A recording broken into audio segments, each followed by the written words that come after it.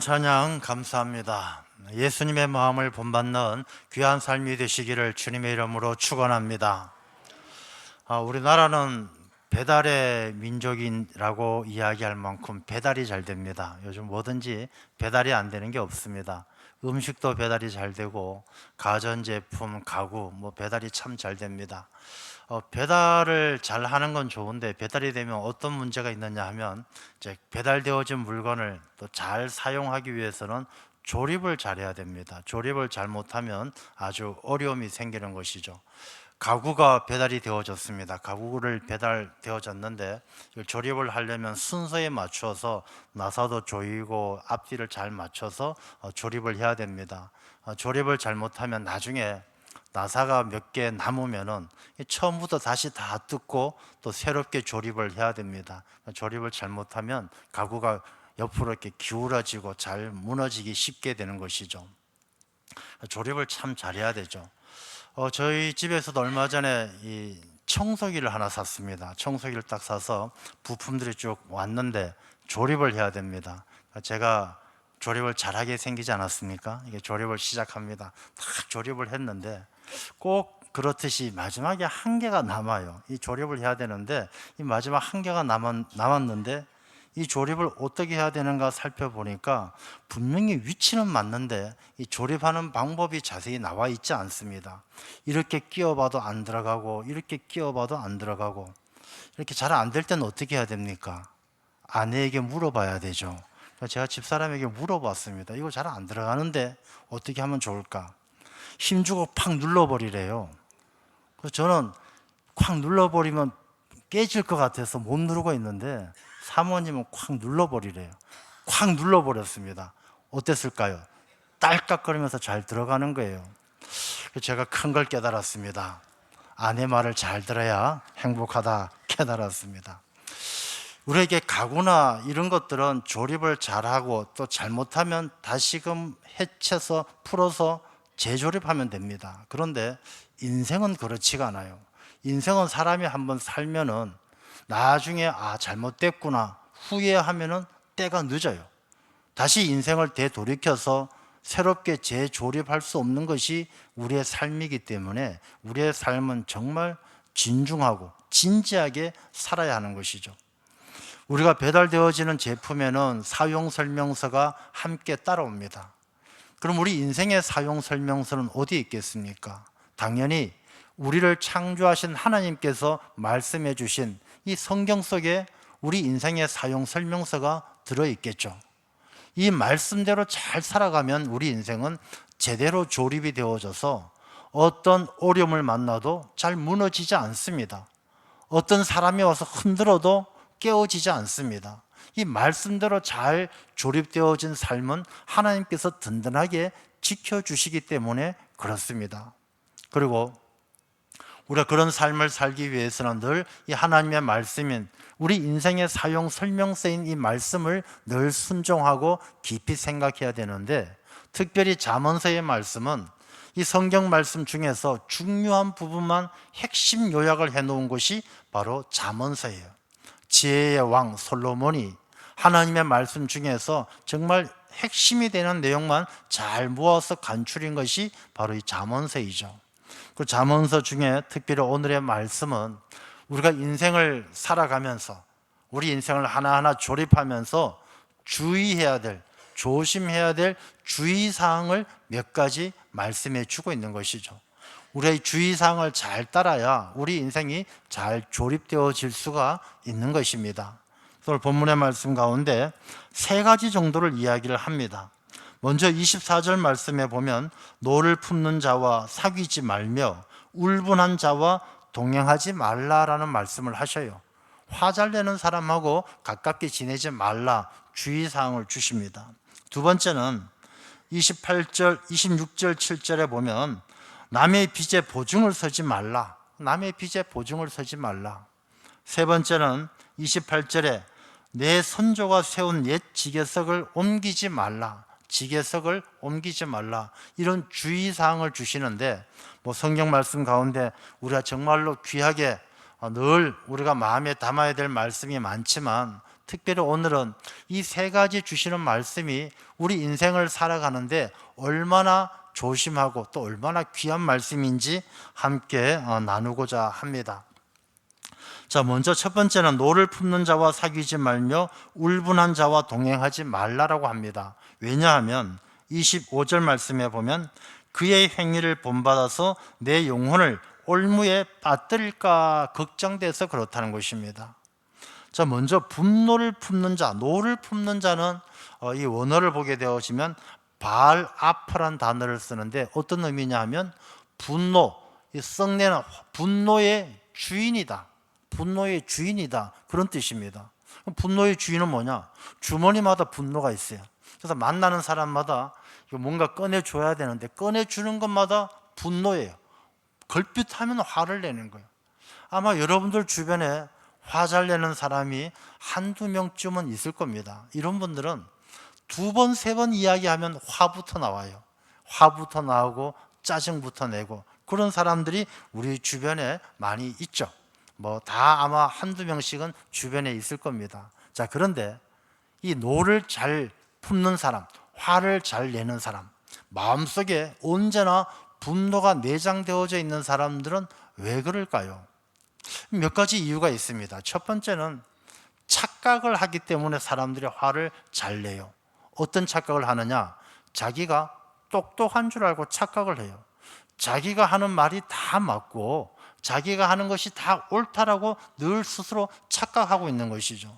논리도 없고 특별한 이유도 없이 그냥 그런 고정관념에 잡혀서 자기가 무조건 옳다라고 생각하는 사람들이 화를 잘 내요. 그래서 여러분들 화를 잘 내는 사람들 보면 착각 속에 빠진 거예요. 자, 이런 경우를 한번 생각해 보십시오. 식당에를 갔습니다.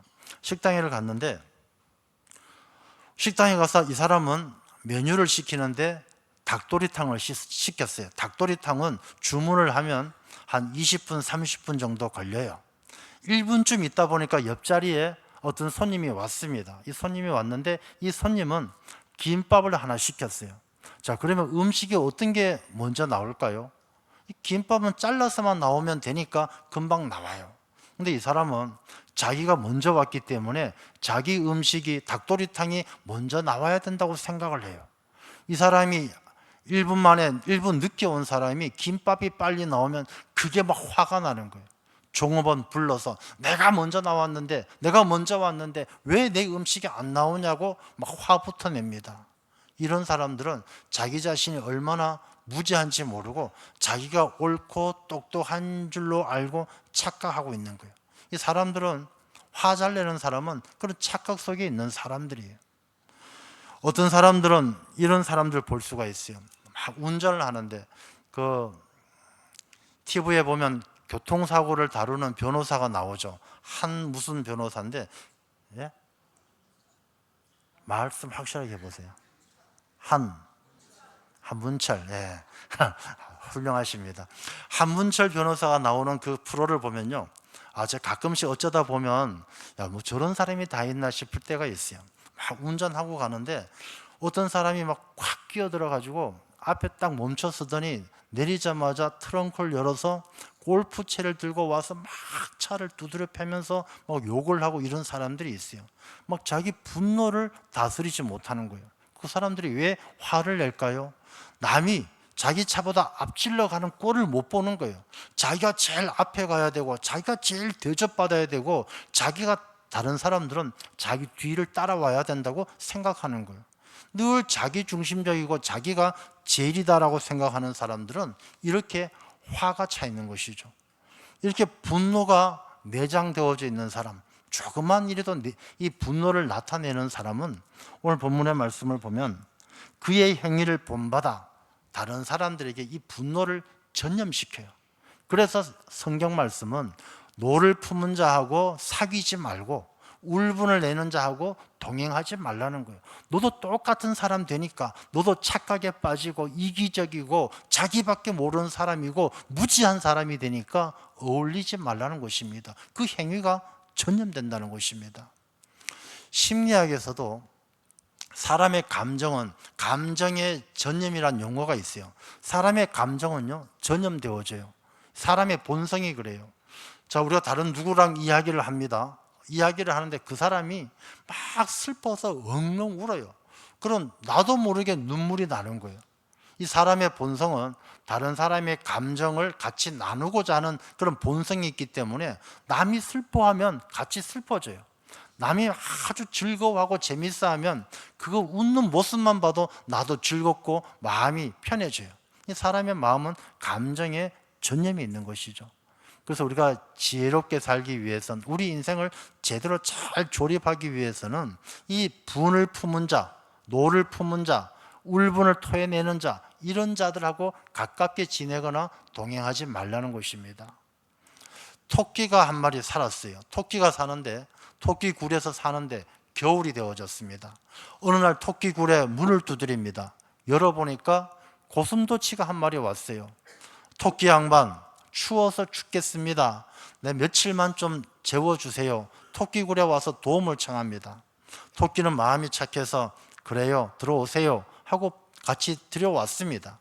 고슴도치가 들어와서 같이 토끼굴에 지내는데 며칠 지내보니까 너무 불편한 거예요.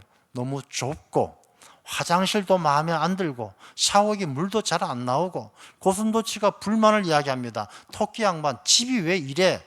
수돗물 수압이 왜 이렇게 약해? 불평하고 짜증냅니다. 같이 자는데 토끼가 옆에 있으니까 고슴도치가 좀 저리 가라고 가시를 자꾸 찔러댑니다. 이 토끼가 얼마나 힘들겠습니까? 토끼도 마음속에서 없었던 분노가 점점 올라옵니다.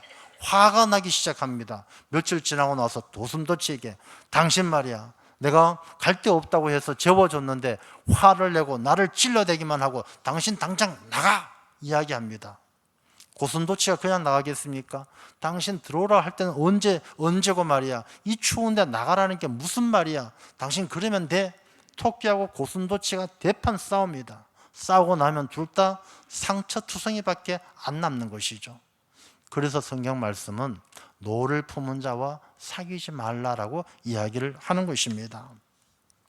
자, 우리가 살아가면서 노를 품은 자를 사귀지 말고 동행하지 말라. 예, 알겠습니다. 그렇게 하면 돼요. 노를 품은 자하고 울분을 표현하는 자를 가깝게 지내지 않으면 되는데, 진짜 문제는 그 다음이에요.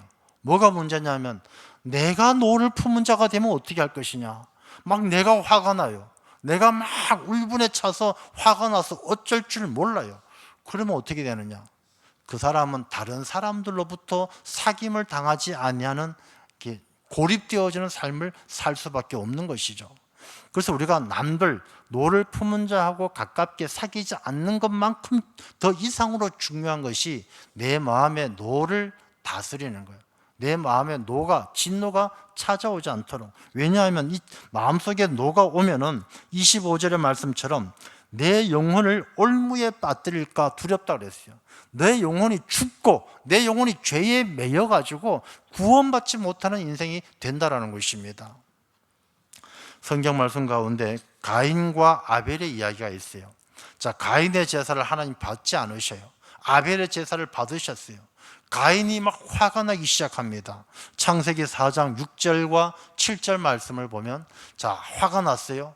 하나님께서 가인에게 물어봐요. 여호와께서 가인에게 이르시되 너가 분하여 하면 어찌 됨이며, 야, 너 왜 화났냐? 너 왜 분하게 여기느냐? 안색이 변한 것은 어찌 됨이냐? 너 울분을 토해내고 화난 것은 왜 그러냐? 하나님께서 말씀하셔요. 그러면서 너가 선을 행하면 어찌 낯을 들지 못하겠느냐? 너가 분노하고 화난 것은 너가 내 뜻을 따르지 않고 너 이기적이고 자기중심적이고, 하나님 앞에 제사 드리는 것도 하나님의 영화를 위해서가 아니라 자기가 한번 목에 힘 주려고, 자기 좋으려고 그렇게 하는 것 때문에 그런 거 아니냐? 선을 행하지 아니하면, 하나님의 뜻대로 행하지 아니하면 죄가 문에 엎드려 있느니라. 너 바로 이제 죄 짓기 일보 직전이다. 너 빨리 마음의 분노를 다스리지 않으면 죄가 문 앞에 엎드려 있어서 죄가 너한테 확 덤벼들어서 죄가 너를 먹어버릴 것이다. 죄 짓기 일보 직전이다. 그러므로 죄가 너를 원하나 너는 죄를 다스릴지니라. 죄가 너를 원하지만 죄에게 넘어가지 않도록 마음의 분노를 다스려라. 그렇게 말씀을 하시는 거예요. 여러분, 가인은 결국엔 마음의 이 분노를 다스리지 못하고 동생 아벨을 죽이게 되어지죠. 그래서 결국엔 죄에 빠져서 이 가인은 죄인의 대명사가 되어버리는 것입니다. 마음의 분노를 다스리지 못하면 이 마음의 분노는 악을 만드는 원료예요. 죄를 만드는 원료예요.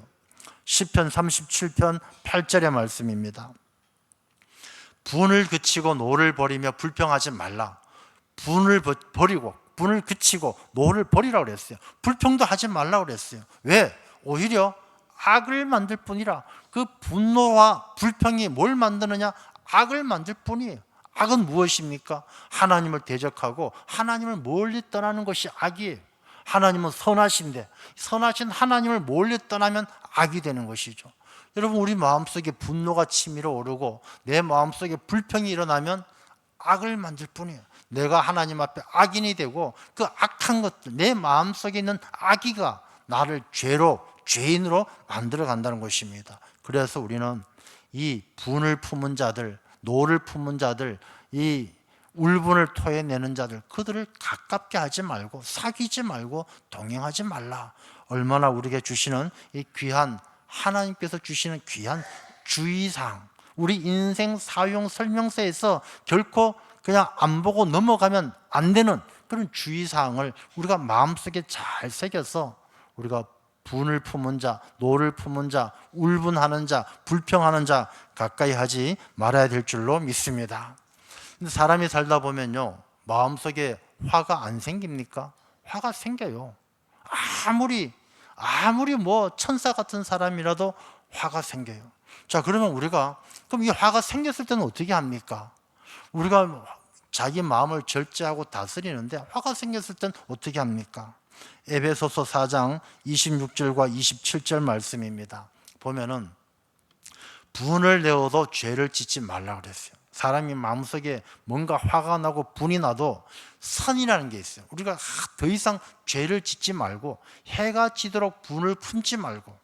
그래서 우리가 이 사람은 화를 낼 수는 있지만 이 화를 내는 것이 죄가 아니라 이 화를 내도 이 화가 내 마음속에 들어와도 이 화를 다스려서 가라앉혀야 되지, 이걸로 말미암아 남들에게 분을 풀고 남들에게 토해내고 남들에게 표현하고, 이것은 안 된다는 것입니다. 왜 안 되느냐? 바로 그 틈에 마귀가 틈을 노리지 않고 마귀가 역사하기 때문에 안 된다는 것입니다.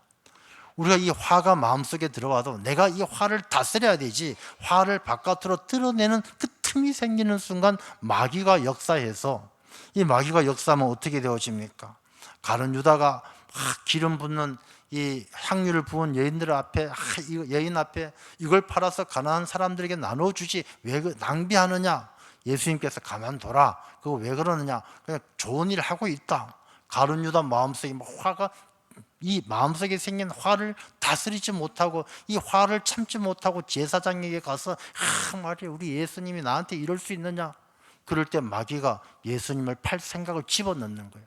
마귀가 틈을 놓치지 않고 마귀가 역사하는 거예요. 사람이 화를 표현하고 화를 드러내는 순간 마귀는요, 그 틈을 놓치지 않는 거예요.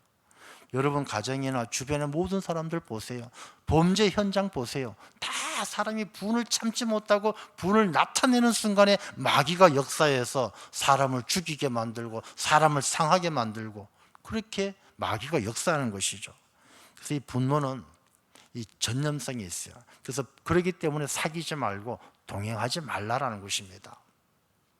그 다음에 사람이 분을 품지 말아야 될 것은요, 이 분은 성경 말씀 잠언에 보면 자기 뼈를 상하게 한다, 뼈를 썩게 한다 그랬어요. 그럼 사람이 분노를 품으면 내가 누구를 미워해요. 어떤 A라는 사람을 미워하는데 내가 A라는 사람이 미워 죽겠다고 분노 품으면 A가 죽어요, 내가 죽어요? 내가 죽어요. 내가 남을 미워하고 분노 품으면 내가 죽어요. 예전에 어떤 그런 실험했던 것을 아마 여러분들 들어보셨을 거예요. 사람들이 화가 났을 때 그 사람이 막 씩씩거리면서 내뿜는 그 호흡을 다 모아가지고 그걸 이제 이렇게 농축해서 액체를 만들어가지고 화학 처리를 했더니 이게 독성이 강한 물질이 나오더래요. 사람이 막 분노하고 화내는 것이 그 호흡을 모아서 농축을 했더니 거기에 독성이 있다는 것입니다. 그 독성이 있어서 이 독을 다른 이렇게 실험용 쥐라든지 다른 데 주사를 해봤더니 죽는다라는 거예요. 근데 하나 물어보겠습니다. 이게 남자분, 여자분이 있는데 똑같이 화내는 걸 모아서 이렇게 농축을 했는데 어떤 독이 더 독할까요? 여자분 독이 2배나 더 독하대요. 실험을 해보니까. 그래서 우리나라 말에도 여자가 한을 품으면 온유월에도 서리가 내린다. 그래서 여자분들이 화를 내고 이럴 땐 어떻게 해야 되느냐? 무조건 도망가야 된다. 그런 교훈이 그 안에 있는 것이죠. 그래서 사람은 이 분노를 품으면은요, 사람이 노를 품으면 다른 사람을 상하게 하는 것이 아니라 자기가 상해요. 그래서 우리가 자기 자신의 건강을 지키기 위해서는 자기를 다스릴 줄 알아야 되죠. 잠언서 29장 11절은 그렇게 이야기합니다. 어리석은 자는 자기의 노를 다 드러내어도, 그러니까 자기 노를 드러내는, 화내는 사람은 어리석은 자라는 이야기죠. 어리석으니까 자기 화를 다 드러내요. 지혜로운 자는 그것을 어떻게 하느냐? 억제해요. 자기의 분노를 다스리는 사람은, 자기 자신을 다스리는 사람은 성을 빼앗는 자보다 낫다고 그랬어요. 얼마나 귀한 일입니까? 우리가 이 분노를, 자기 마음을 잘 다스리는 지혜로운 사람이 되어야 할 줄로 믿습니다. 두 번째는 보증을 서지 말라라는 그런 주의사항을 우리에게 주십니다. 왜? 이 보증을 섰다가 27절 말씀에 보면 갚을 것이 내게 없으면 내 눈 침상도 빼앗길 것이라. 침상이 무엇입니까? 잠자리잖아요. 잠자리는 사람이 가지고 있는 마지막 재산이에요. 사람이 잠자리 없으면 노숙자 돼 완전히 길거리에 앉는 것 아니겠습니까? 너가 가지고 있는 모든 재산도 다 빼앗긴다는 것이죠. 이 잘못 보증을 서게 되어지면. 그래서 이 보증을 서지 말라는 말씀이, 잠언서는 하나님의 말씀을 아주 엑기스만 뽑아 놓은 것인데 잠언서 중에 보증 서지 말라는 말씀이 6번이나 나와요. 잠언서 중에도 보증 서지 말라는 말이 6번 나온다는 게 참 놀랍지 않습니까? 잠언서가 기록된 건 지금으로부터 한 3,000년, 3,500년 전인데 이 그 3,500년 전에 보증 서지 말라는 말이 저는 굉장히 놀라워요. 오늘날에 우리 사회 같으면 사업도 해야 되고 은행에서 대출도 해야 되니까 보증 설 일이 많아요.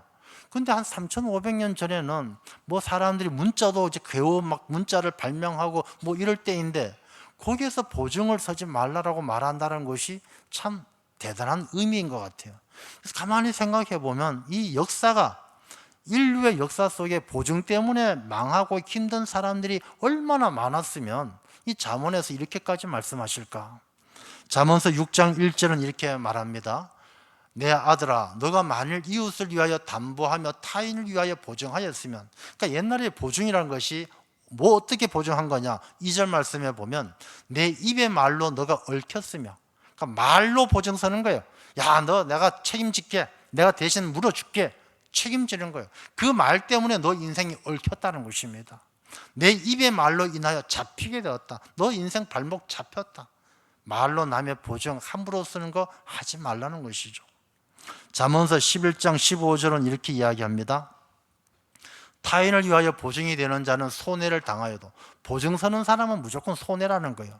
보증이 되기를 싫어하는 자는 평안이라. 보증을 안 서는 사람은 당장 조금 민망하고 불편할지 모르지만 마음은 평안하다는 것입니다. 어떤 게 지혜로운 것인가를 이야기하는 것이죠. 그래서 잠언서에서는 보증을 서지 말라. 잘못하면 너 잠자리, 너 집도 다 날린다는 것입니다. 저는 IMF 때가 아직도 기억에 생생해요. 저는 직장을 다니다가 IMF 때 이제 퇴사를 했기 때문에 IMF를 굉장히 실감을 했었죠. 많은 분들이 퇴사를 하고 부도가 나고 하면서 노숙자가 생겨나기 시작했습니다. 제 기억으로는 그 이전에 노숙자라는 단어를 안 쓰고 행여병이라는 말을 썼었어요. 행여병. 그래서 거리를 돌아다니는 사람은 행여병 환자라고 그래가지고 막 잡아가기도 하고 그랬었습니다. 근데 IMF 때 이제 노숙자라는 말이 일반적으로 쓰여지게 되어졌죠. 그전에는 노숙자 그러면 숙자시밖에, 노숙자 이름 정도만 생각했지 지금 같은 의미로 쓰지는 않았어요. 근데 그 노숙자들이 왜 생겼느냐 하면은, 물론 뭐 사업도 망하고 부도 나지만 그 사업 망하고 부도 날 때 같이 망한 사람이 보증선 사람들이에요.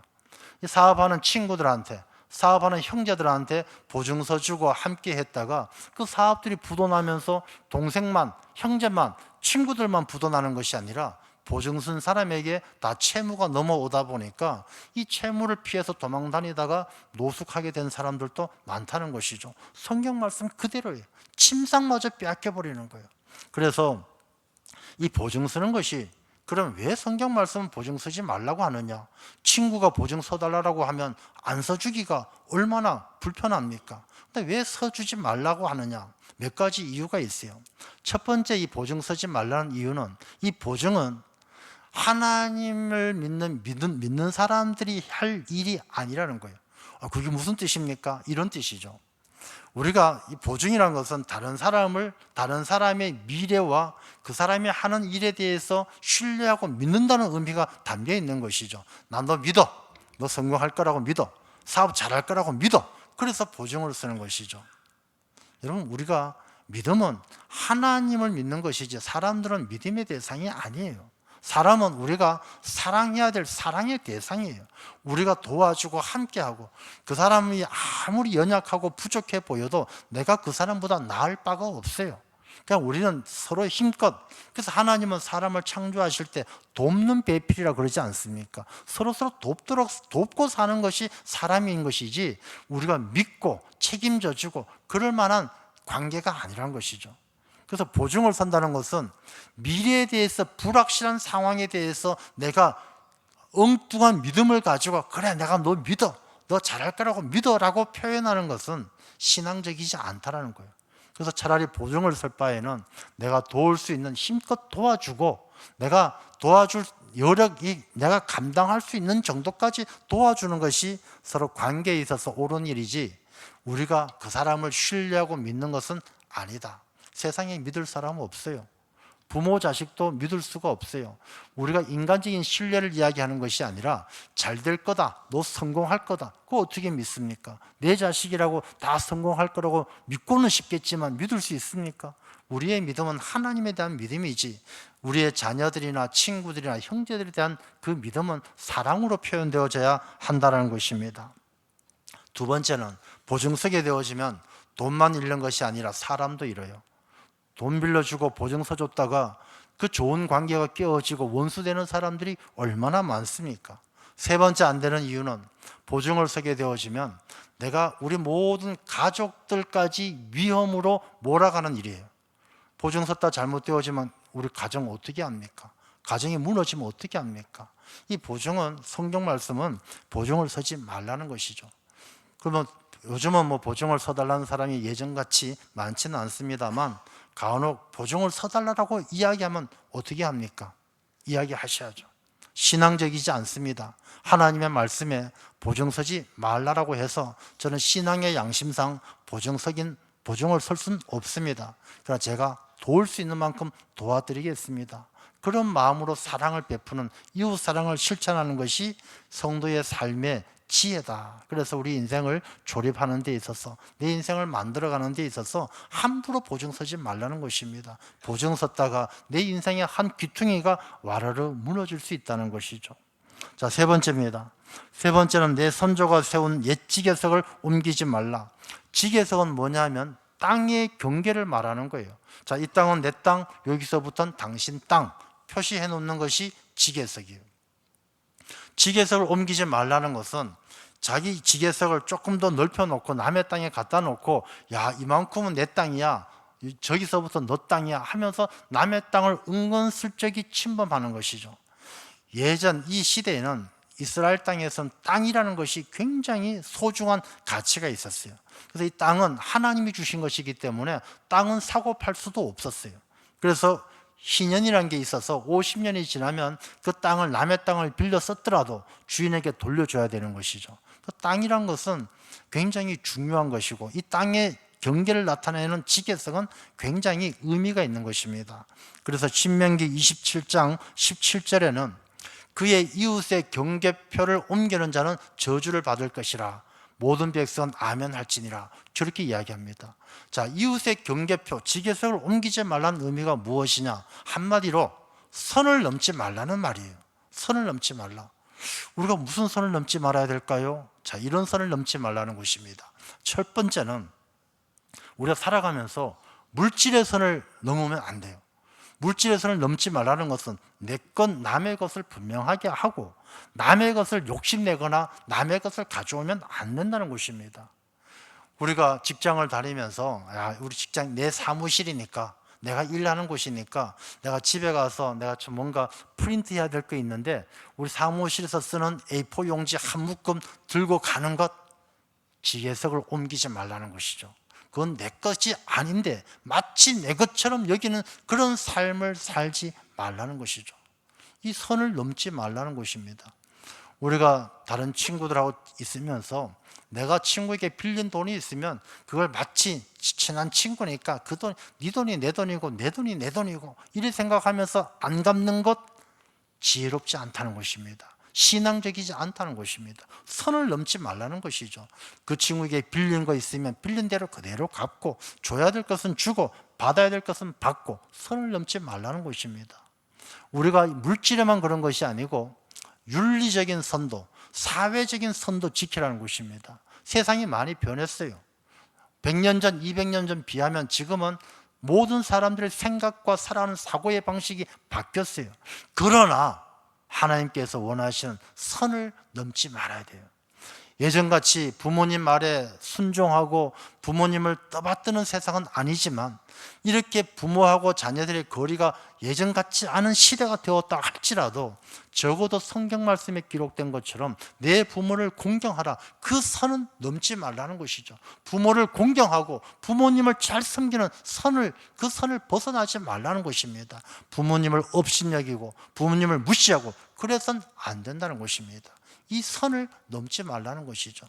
이 시대가 자유로워지고 그냥 윤리적으로 이런 것들이 많이 자유로워서 자유분방한 시대를 산다 할지라도 하나님께서 기뻐하지 않는 그 선을 넘지 말라는 것입니다. 그래서 지게석을 옮기지 말라 이렇게 말씀하시는 겁니다. 시편 16편 6절을 보면 이렇게 말씀합니다. 내게 줄로 재어준 구역은 아름다운 곳에 있으며 나의 기업이 실로 아름답도다. 하나님께서 줄로 재어준 구역, 우리가 살아가는 우리의 삶에 대해서 감사하고 내 삶의 영역을 귀하게 여겨야 돼요. 괜히 지게석을 옮겨가지고 더 많은 걸 욕심내서 남의 걸 욕심내고 하지 말아야 될 일을 하고, 이 지게석을 옮기는 삶은 그 사람의 인생이 조립되어져 가다가 어느 순간에 와르르 무너질 수 있는 굉장히 위험한 일이다. 그래서 하나님은 지게석을 옮기지 말라라고 말씀하는 것이죠. 자, 마지막 29절입니다. 너가 자기의 일에 능숙한 사람을 보았느냐? 이러한 사람은 왕 앞에 설 것이요 천한 자 앞에 서지 아니하리라. 능숙한 사람은 인생 조립이 잘 된 사람이에요. 하나님 보시기에 야, 너 말씀 안에서 내가 이야기한 것처럼 너 내 주의사항을 잘 지켰구나. 분노하는 자 사귀지 아니하고, 너가 남의 보증 서지 아니하고, 또 지게석 옮기지 아니하고, 자, 너 내 말대로 잘 살아왔구나. 그 사람이 능숙한 사람이 되는 거예요. 인생을 사용 설명서대로 하나님의 말씀대로 잘 사는 사람이 능숙한 사람이에요. 우리가 마음에 분노를 품고 어떻게 일을 잘할 수 있겠습니까? 내가 다른 사람 보증을 서줬어요. 근데 그 사람이 막 망할까 봐 조마조마해요. 내가 어떻게 능숙한 사람이 될 수 있겠습니까?